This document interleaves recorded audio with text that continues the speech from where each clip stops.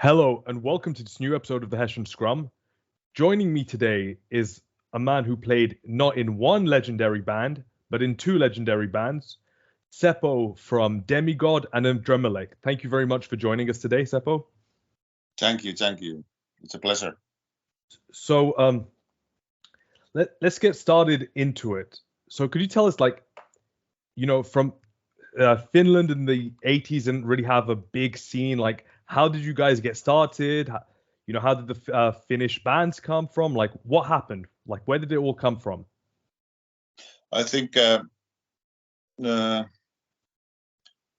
was in somewhere in the mid 80s when we found Metallica, Slayer, Dio, other bands, and we wanted to play, but at that time there was no internet and no global sales, so it was not easy to get gear. So it was really expensive here.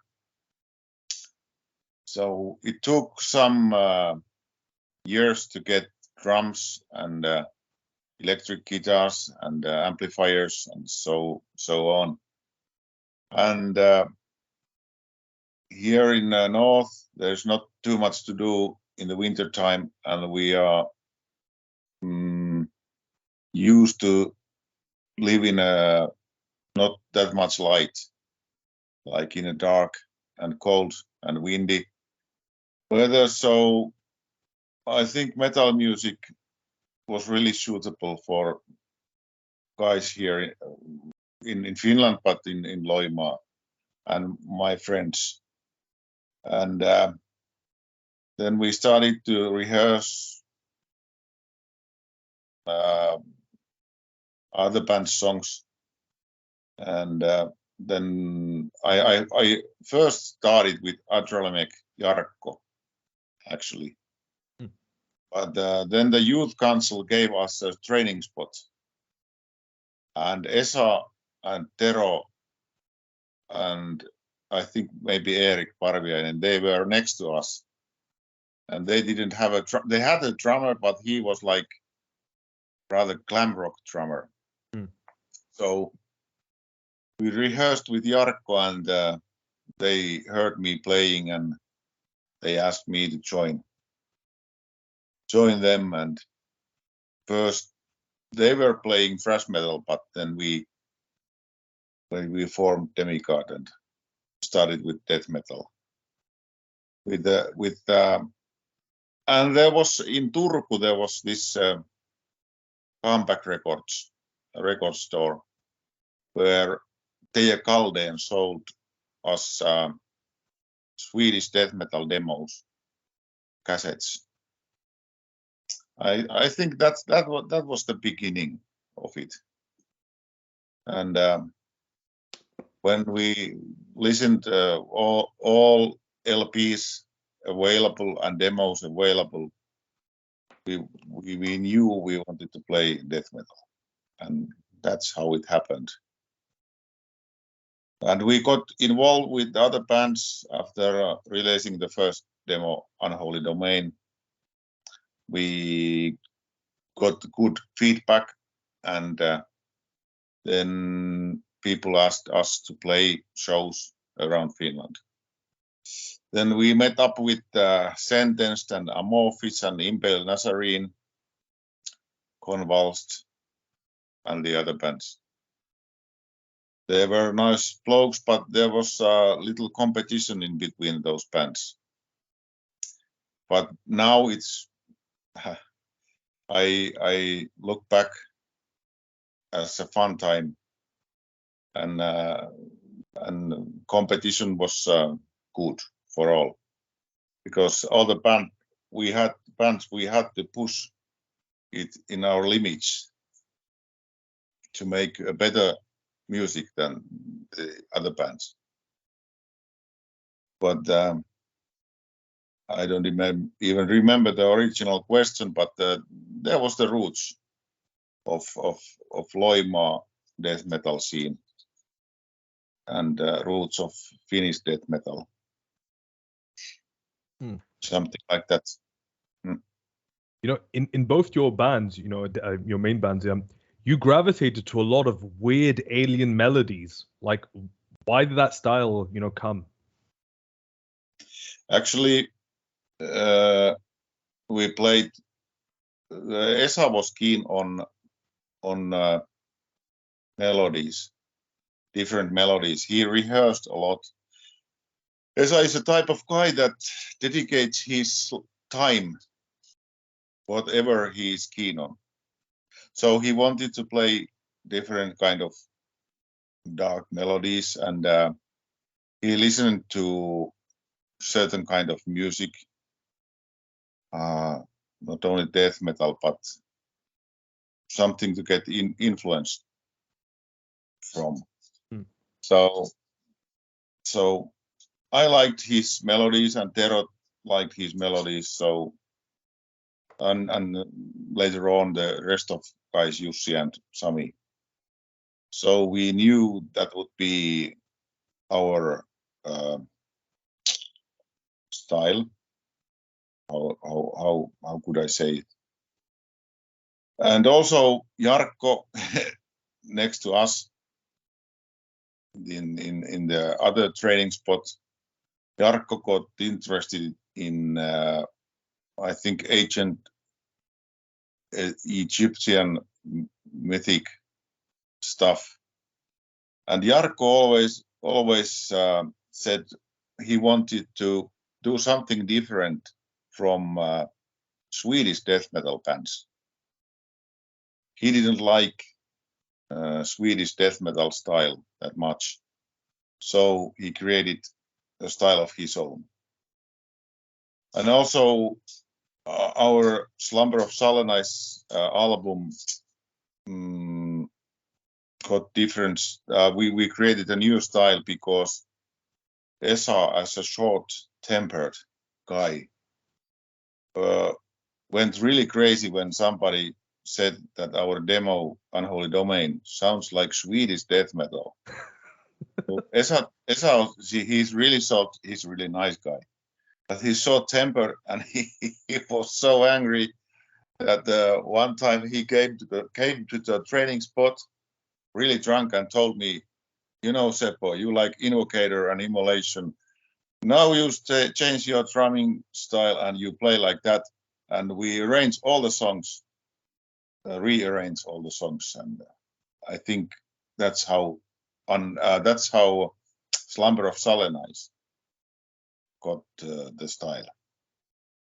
And, you know, yeah. Oh, sorry, I cut you off there. Yeah. But what I wanted to ask you is, like, you know, both bands are very closely associated. You know, what was the main difference between both of them? You know, what were you trying to express with both bands? Express differently or express in general? Yeah, in general. Now that I'm nearly 50, I must say it was frustration, youth frustration in a closed country like Finland was, and death metal and metal in general gave us something. It was hope and the way to express ourselves. And I think most of the lyrics were about that.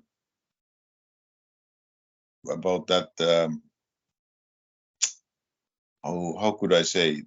About this? Not only the frustration, but how angry and confused we were at that time. So it gave us some kind of hope and the way out from here. This free USSR area, USSR time in Finland. We wanted to express. Of course, we didn't think this way at that time, at that time I think we wanted to express how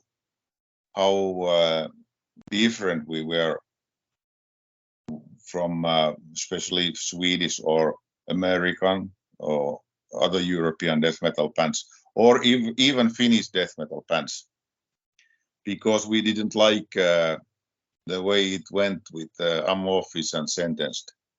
You know what I mean? Yeah. There were signs them going to a different style, which must have been quite profitable money-wise, but we wanted to express something else. We wanted to play like Loima style, and then Finnish style, and that's how it went. So could you go, both those bands are so closely associated. Could you, what were the differences for you, like playing in both at the same time? Its difference is Jarkko and Esa. They are different persons, and they had also a little competition. Not for Esa, but Jarkko. I think Jarkko had a little competition because Jarkko didn't like Adramelech to be expressed as like a little brother of Demigod. He hated it. So he wanted to push and push and push and make different death metal. And we were not that good technically. So Jarkko told me he wanted to play something really weird. Something that is still death metal, but sounds a bit weird. He wanted to go more far than Esa. Esa was more. Esa wanted to go this Slumber of Sullen way. Mm. But after some Slumber of Sullen, the women involved in our lives and the work and these general things. So a lot of things happened, and we left that style. But difference is these two guys and their point of view how to play death metal. That's it. Because it seems like sometimes that Adramelech maybe has a bit more of a epic heavy metal feel sometimes. On some of the songs are very catchy. I'm thinking Heroes in Godly Blaze, The Book of the Worm, just very catchy riffs. Well, that Demigod is a lot more somber, sadder, a lot more chugging as well. Chug chug chug as well in the style. That's true. I never thought about it. It's a good point, and that's true. Maybe, yeah, that's true. Maybe Esa want to express the lyrics too, and Jarkko was more straightforward guy. He was not he was not that dedicated that emotionally. Jarkko is the guy who makes a lot of work, and the influence came somewhere. Jarkko loved heavy metal too, the original stuff, Black Sabbath and things, and Esa wanted to keep it in certain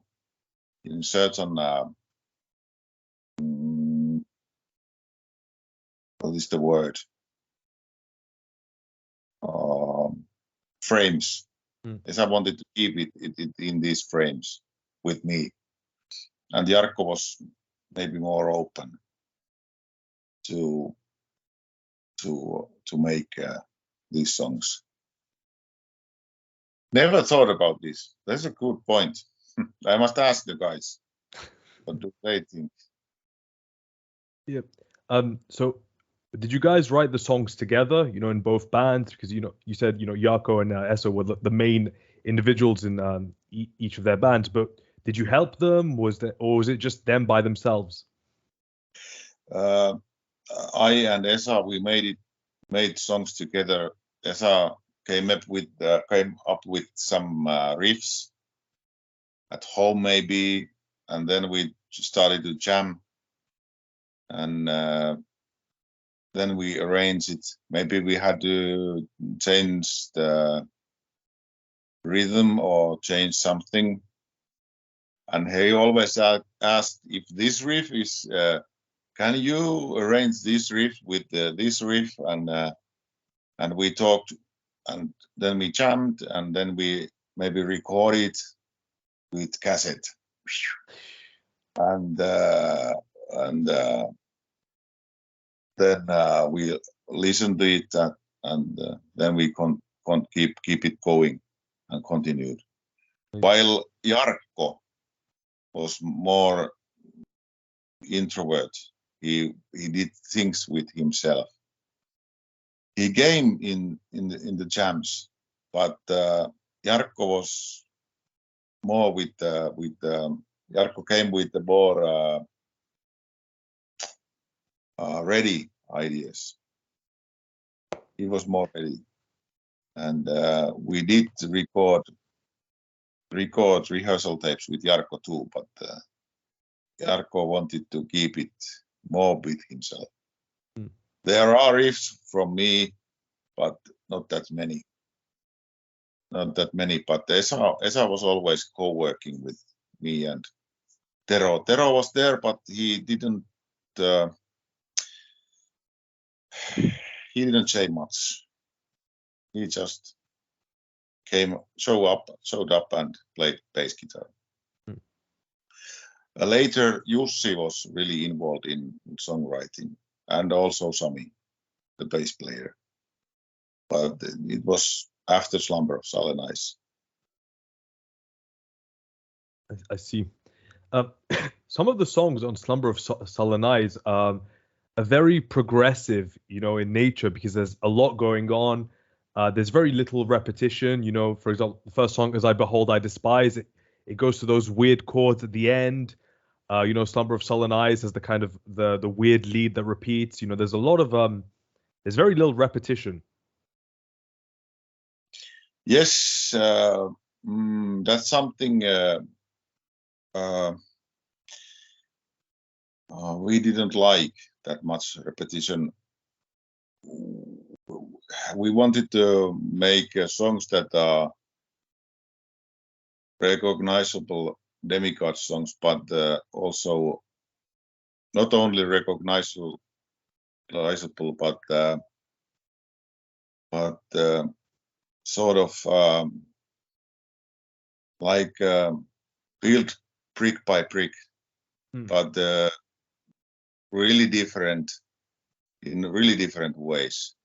So there would be like 5-minute song, but the listener would not fed up with it, but rather listen it to the end with no too much repetition, like chorus and the normal style.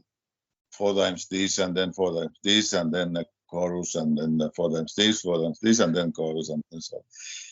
We wanted to play something else, and when we jammed at the training spot, we let the song go on and on the way it went. So I think maybe that's the answer. We just let it flow. We didn't hold it too much. We didn't want to put it in some frames again. I can definitely tell, on Towards the Shrouded Infinity, it starts with that very simple riff, and then you bring it back later in the song, but it's a lot more complex and all that.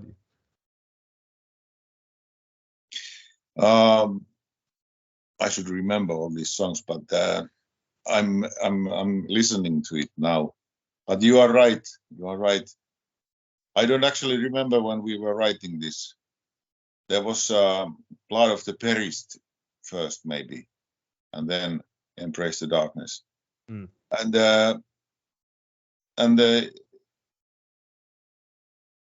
it got this nickname from Shane Embury, Napalm Death bass player. It was called Embury or Shane. But the song was, when I first heard the riff, we had this idea that it must be a song that keeps on grinding from the beginning to the very end. That's all I remember about this song.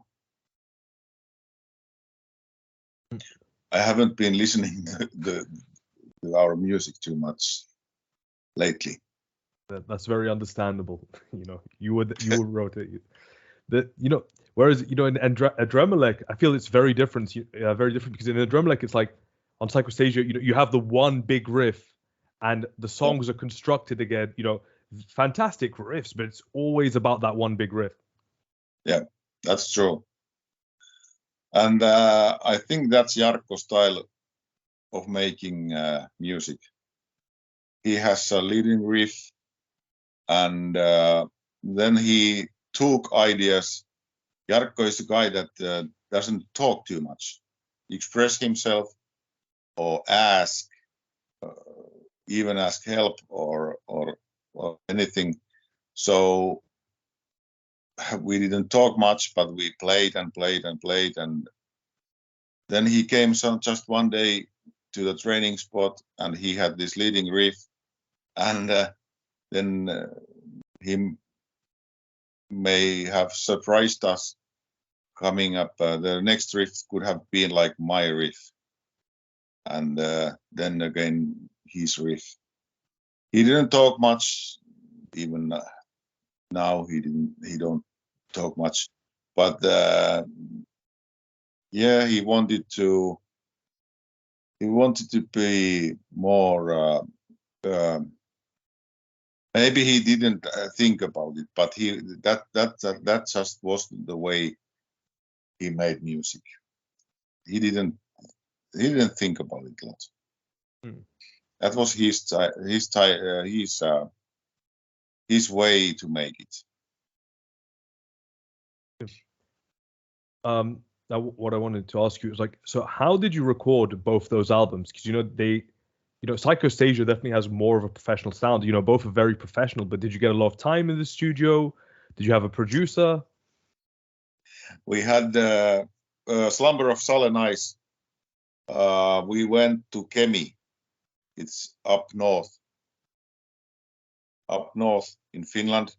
And there was this Ahti Kortelainen producer, and he had made some other, maybe Sentence had been there, and the other northern bands, and maybe bands. I think at that time a few bands abroad had recorded their albums there. So we went there, and we had money for 5 days, and we were quite. We rehearsed, but we didn't rehearse enough. So Ahti was really. He told us from the beginning that he's fucked up with us. Only 5 days, and maybe good riffs, but no. Not enough practice. So we were there for 5 days, and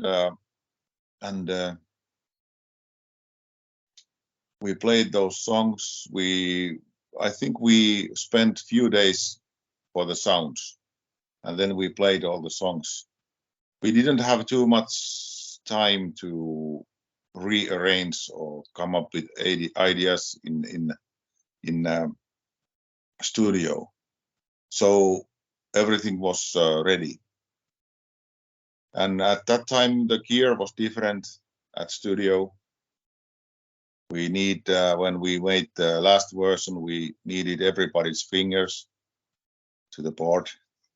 And when came solo, and you push this, and you push this, and you count this, and then this, and this.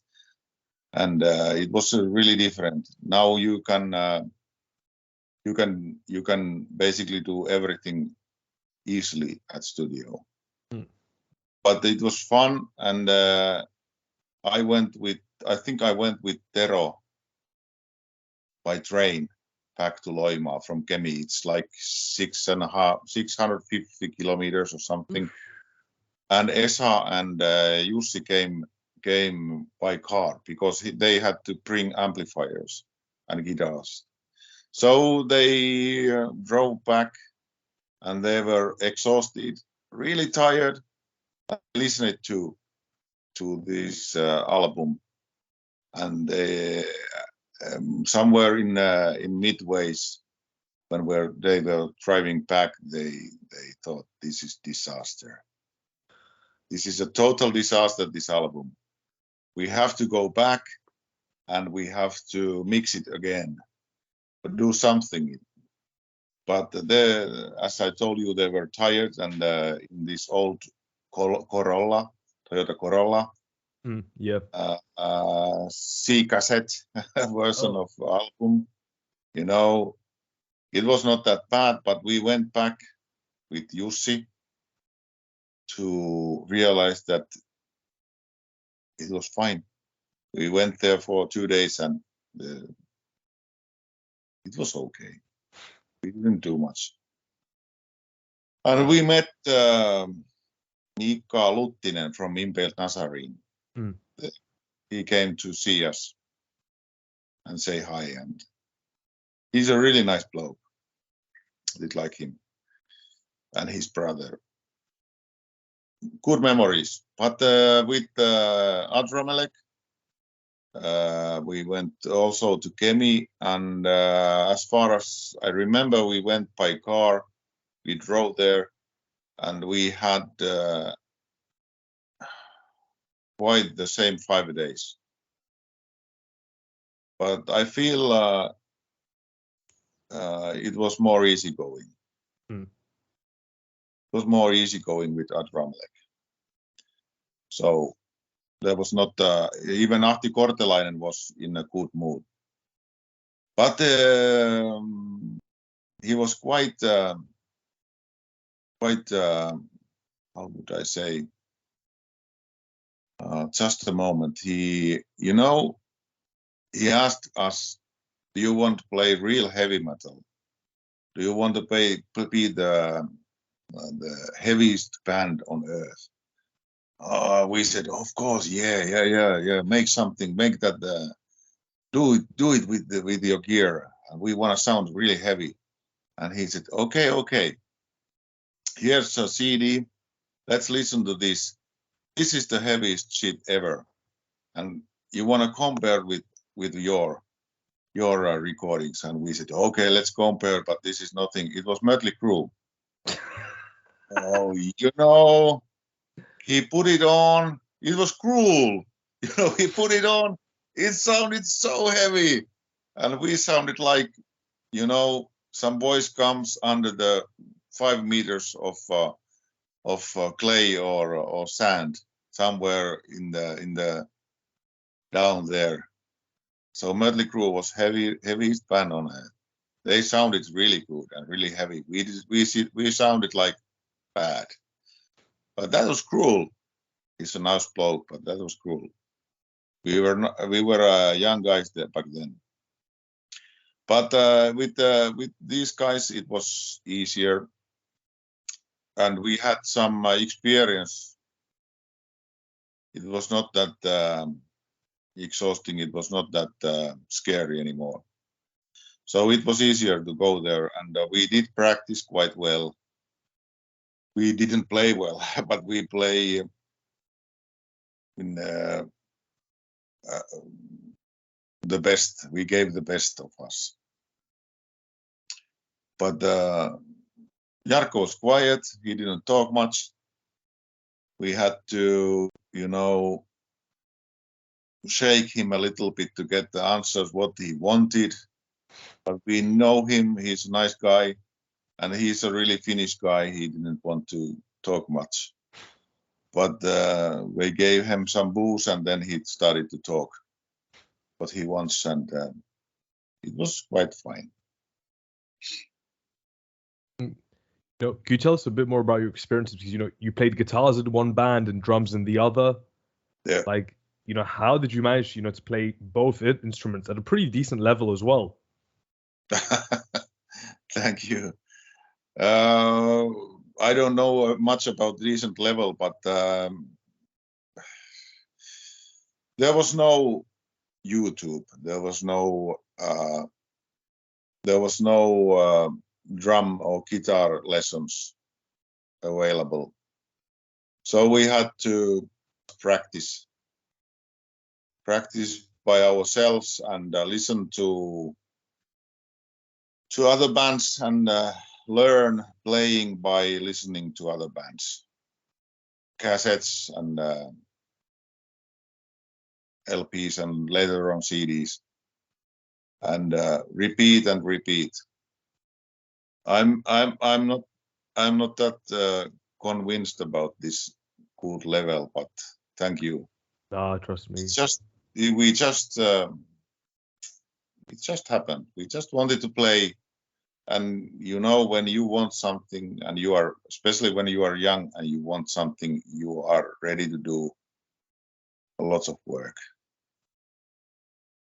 But no lessons, any music lessons or that kind of knowledge was available. Well, it was like violin and piano, and we didn't like that stuff back then. We wanted to play heavy. So it just happened. It was fun. It was exciting. There was lots of possibilities in the site.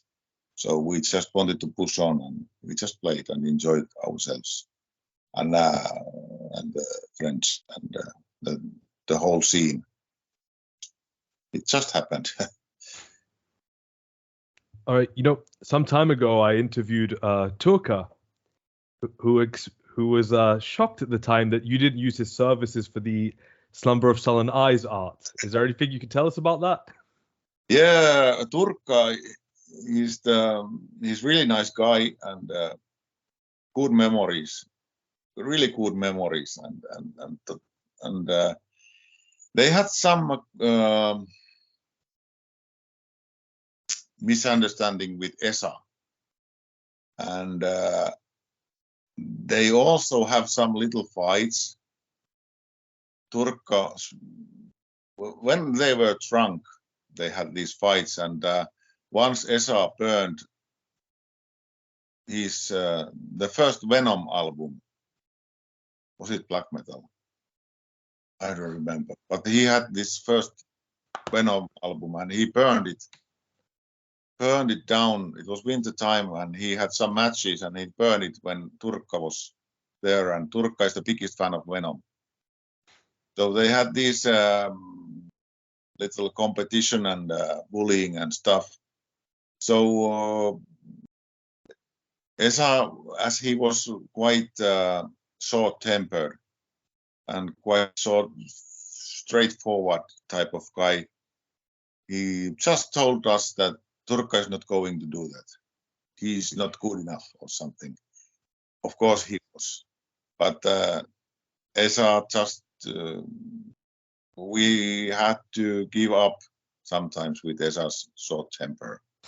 So we thought that, okay, let somebody else to do it. And it was, he's a really nice guy, this who made the album cover for the Slumber of Sullen Eyes, Rob Smiths, and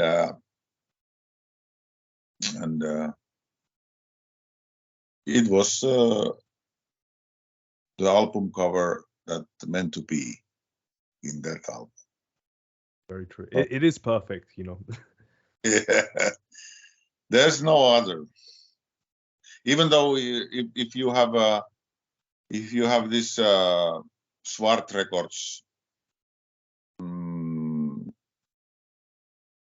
the Slumber of Sullen Eyes original version, the new one, there is Rob's new sketch about the Slumber of Sullen Eyes album as a poster. If you should have this LP long play. And if you don't, I will send you one. Do you have this? No, I don't. I mean, I recently ordered the Adramelech jewel case from, can't remember, from Hammerheart. So I'm still waiting on that one as well. Okay. Yeah. Yeah. Yes, I definitely need to get Demigod. Turkka was always a friend of us. Still, he's a really nice guy and good ideas and really strange things going on in his mind. And the stranger it gets, the more he laughs. You know, he's he's a weird guy, but really nice. All right, what I wanted to ask you about, so in the late 90s, the entire style that you guys had, disappeared. Sentence became something completely different. Amorphous was, radio music, whatever, and then you guys, with Demigod, you did shadow mechanics. Yeah, shadow mechanics was like I did it with our bass player Sami, and it was not easy for us. I have talked about this. We have talked it through. We made a lot of songs after Slumber of Sullen. But as I told you earlier, there was women involved and work and stuff like that. Esa wanted to change the style. Maybe we accepted or not. We played different songs. Jussi came to the band and came up with ideas. So I asked Esa. I visited him in January, and he said me, "No hard feelings, but there shouldn't be such album by the name Demigod. And there shouldn't be the other album, the Privilege, what was it? Privilege of Evil album. There shouldn't be in such name as Demigod. And I'm fine with it. And also Tero told me this thing, the same. And I told them that for me and Sami, it was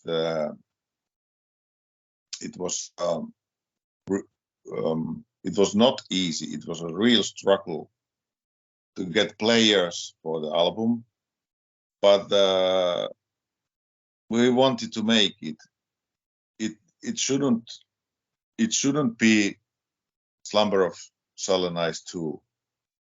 It was not meant to be. It is a story about Demigod struggling with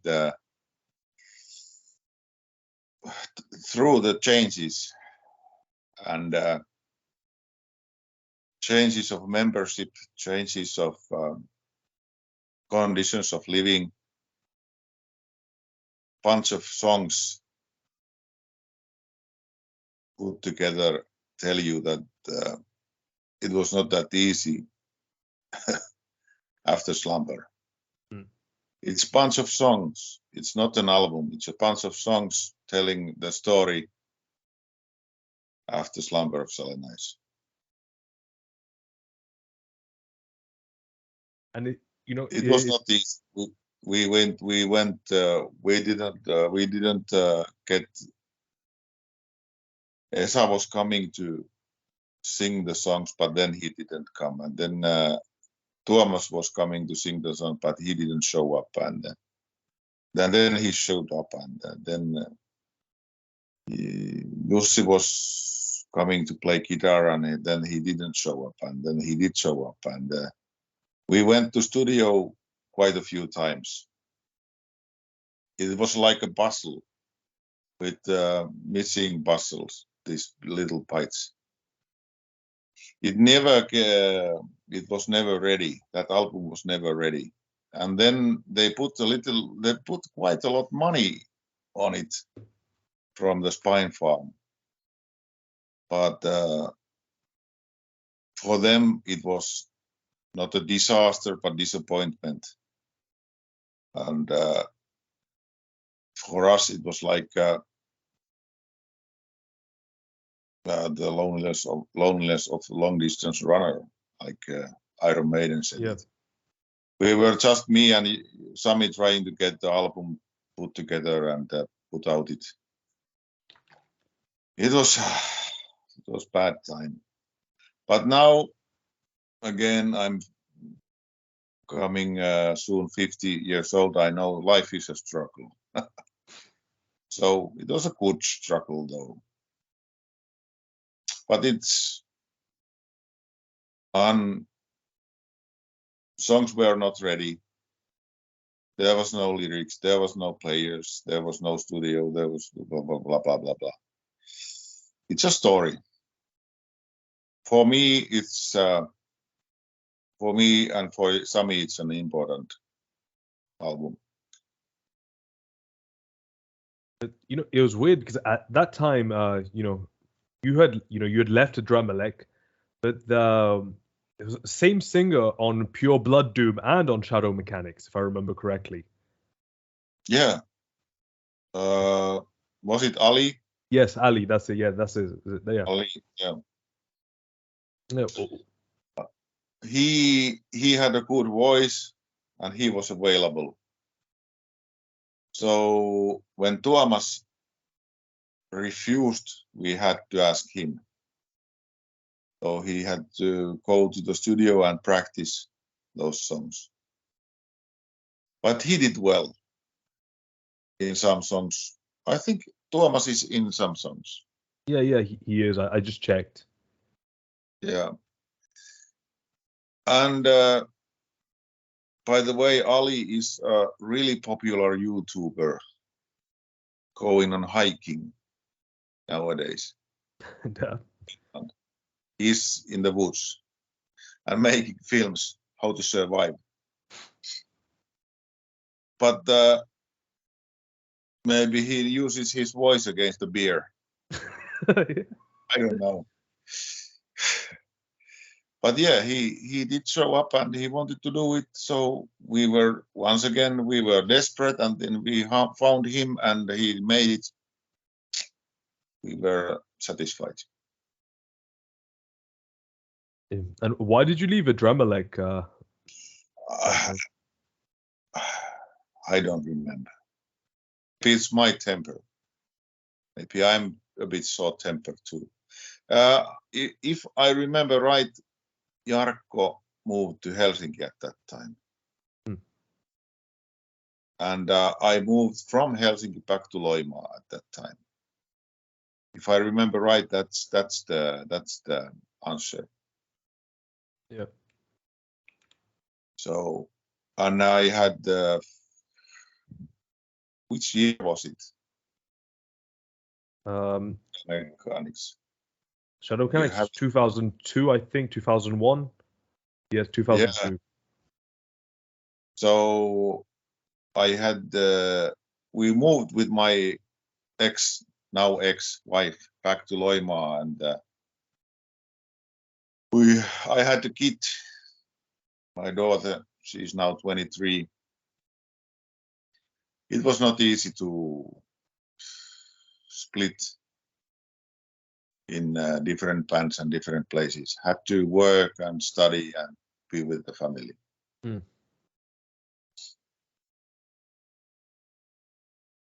But you know, it's weird because you know the members changed completely. You know, on Pure Blood Doom, Jarkko was playing drums for some reason, and it was Ali doing the guitar and the vocals.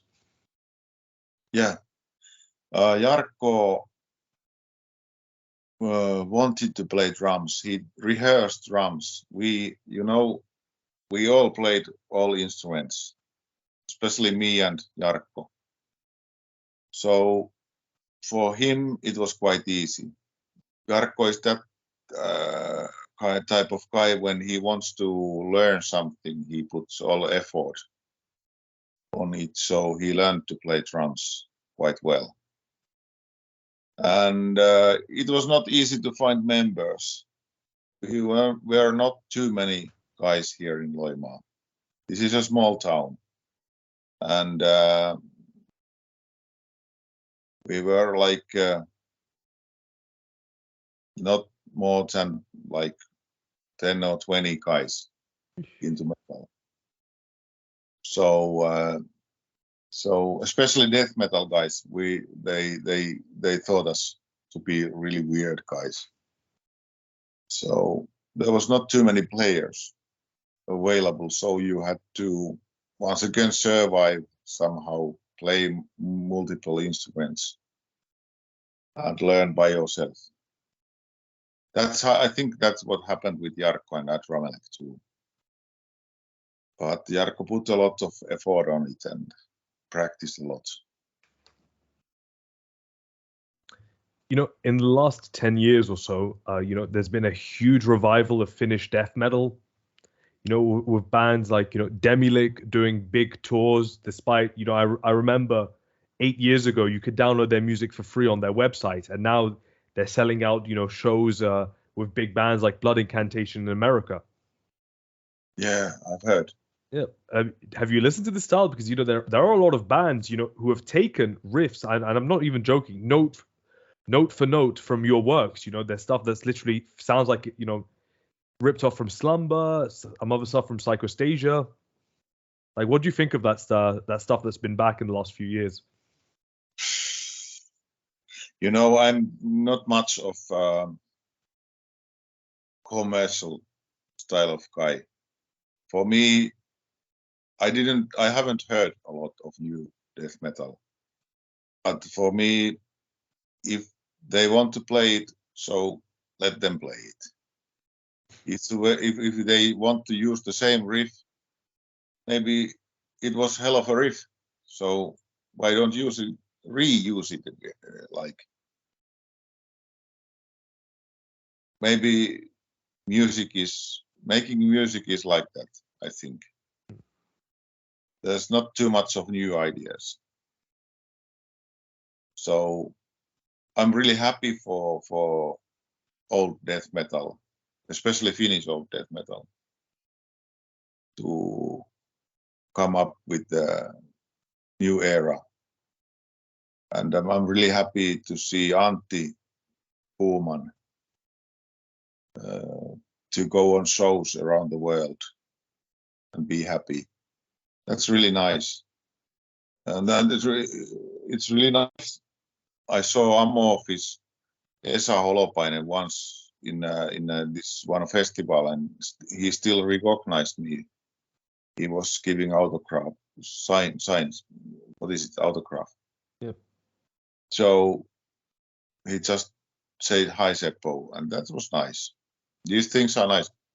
If somebody wants to play our riffs, then you guys play as much as you want. It just means that we made something right. What would someone have to do nowadays? You know, what state of mind would there to be, you know, to do what you guys did with death metal? You took death metal from Sweden and America. You made something completely unique and unrecognizable from any other scene. Like, if someone wanted to do that today, what would they have to do? Since there's YouTube and other social media, it would not be easy. I believe more on things that they just happen.